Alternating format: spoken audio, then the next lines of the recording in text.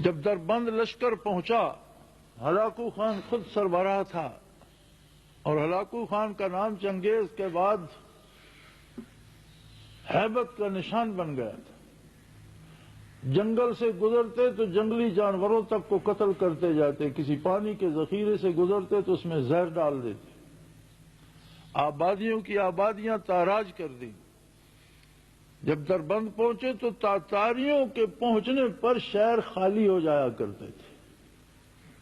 تو شہر کی خبر لی گئی تو اس کے ایک جرنیل نے کہا کہ ایک بزرگ ہے، ایک مسجد میں بیٹھا اور ایک بندہ ہے اس کے ساتھ، باقی شہر تو خالی ہو گیا۔ تو ہلاکو خان نے حکم دیا اسے گرفتار کر کے لایا جائے۔ اس میں اتنی جرت کہ ہلاکو کی آمد کی خبر سن کر ابھی بیٹھا ہے۔ انہیں گرفتار کر کے لایا گیا تو ہلاکو نے کہا کہ آپ کس جرت پر شہر میں بیٹھے رہے؟ انہوں نے کہا شہر میں نہیں، اللہ کے گھر بیٹھا رہا میں، اور میری عمر ہی وہیں بسر ہو رہی ہے۔ میرا گھر ہی اللہ ہی کا گھر میرا گھر ہے، وہی میری پناہ ہے، اور میں اللہ کے گھر بیٹھا تھا۔ مجھے غیر اللہ سے ڈرنے کی ضرورت نہیں ہے، کسی ہلاکو وغیرہ کو میں نہیں جانتا، میں تو اسے جانتا ہوں جو سب کا خالق ہے اور جس کے دست قدرت میں سب کی جان ہے۔ معروف تاریخی واقعہ ہے۔ ہلاکو نے کہا کہ تمہیں بیڑیاں اور زنجیریں لگی ہوئی ہیں اور تم اتنی بڑھ کر بات کر رہے ہو؟ تو خواجہ محمد دربندی رحمت اللہ تعالی علیہ نے ایک دفعہ ان زنجیروں کی طرف دیکھ کر فرمایا اللہ، اور ساری زنجیریں ڈھیر ہو گئی۔ فرمایا مجھے کوئی زنجیر، میں کسی کا قیدی نہیں ہوں،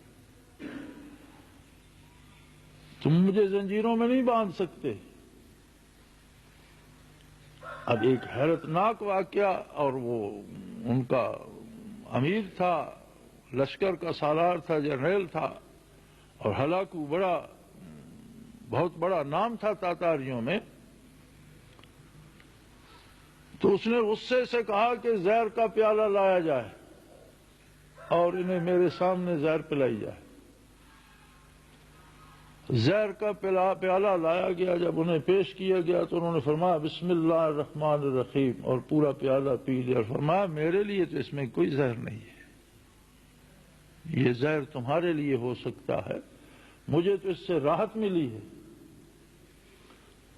تو ہلاکو نے آگ جلوا دی اور تمام اپنے جو اس کے آفیسرز تھے یا جرنیل تھے ان کو بلا لیا اور فوج کو جمع کر لیا کہ سب کے سامنے ان کو آگ میں ڈالا جائے، ان کو بھی اور ان کے ساتھی کو بھی باندھ کر آگ میں پھینک دو۔ مورخ لکھتا ہے کہ جب انہیں آگ میں پھینکا گیا تو آگ اس طرح بھاگی جس طرح کوئی بڑا جانور، کوئی دیوار گرتی ہے اور اس کے ساتھ کوئی جانور بندہ ہو تو وہ رسے توڑا کے بھاگتا ہے، اس طرح آگ بھاگی، اپنی جگہ چھوڑ کر جہاں وہ گرے وہ جگہ صاف تھی، اور آگ آگے بھاگی اور اس کا لشکر سارا چھوڑ کر اسے بھاگ اٹھا۔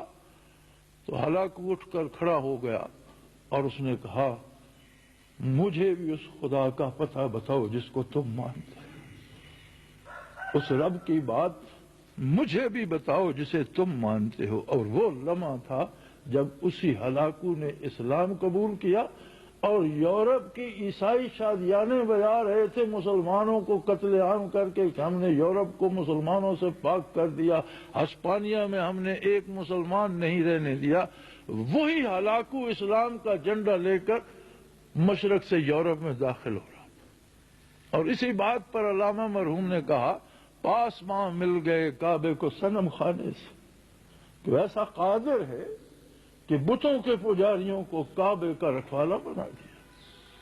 مسلمانوں نے وفا نہ کی دین سے، اللہ کے پیغمبر سے، اللہ کی کتاب سے، اس کی سزا پائی، اور وہ قادر ہے عسیٰ یأتی اللہ بقوم، وہ قادر ہے تمہاری جگہ کسی اور قوم کو کھڑا کر دے۔ یجاہدون فی سبیلہ یقاتلون و یقتلون، ایسے لوگ جو اس کی راہ میں جہاد کریں، جو قتل ہوں بھی قتل کریں بھی۔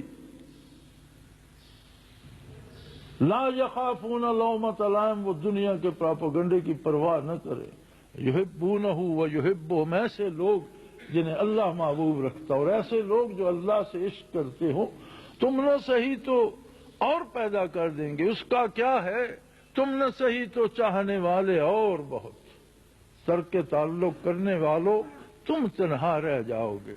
ویسا قادر ہے کہ اسلام باقی رہے گا، اسلام کو شکست نہیں ہوگی، اس لیے کہ امام الرسل کا لایا ہوا دین ہے، اور کسی رسول کو شکست نہیں ہوئی۔ لأغلبن انا ورسلی، انبیاء شہید ہوتے رہے لیکن رسول جب بھی مبعوث ہوا ہمیشہ رسول فاتح رہا۔ نوح علیہ السلام رسول تھے، ساری دنیا ان کے خلاف ہو گئی، 950 سال میں کسی نے بات نہ مانی، 80 کے قریب مرد و زن کشتی میں سوار تھے، 950 سال کی تبلیغ کے بعد اللہ نے ساری کائنات غرق کر دی اور اپنے رسول کو فاتح بنایا۔ موسیٰ علیہ السلام کے ساتھ ایک ان کے بھائی تھے ہارون علیہ السلام، اور فرعون کی کتنی بڑی طاقت تھی، تباہ فرعون ہوا، موسیٰ علیہ السلام کو شہید نہیں کر سکا۔